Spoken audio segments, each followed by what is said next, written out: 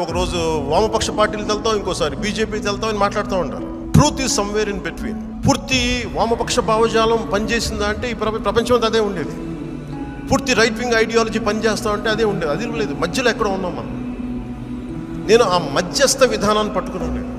ఒకసారి నన్ను అడుగుతారు, నువ్వు మార్క్సిస్టా కమ్యూనిస్ట్ అని అడుగుతారు. నేను హ్యూమనిస్ట్ అని చెప్తాను, మానవతావాదిని అని చెప్తాను. మానవతావాదం రెండిట్లో ఉండదు.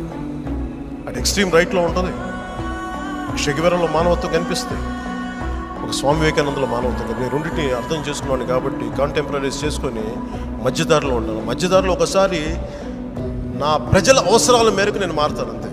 నా అవసరాల కోసం నేను మారను. ఎడముంది కుడి ఉంది, కుడి ఎడమయ్యే గొడవుంది. ఎడముంది కుడి ఉంది, కుడి ఎడమయ్యే గొడవుంది. ఎటుకైనా గమ్యం ఒకటేలే.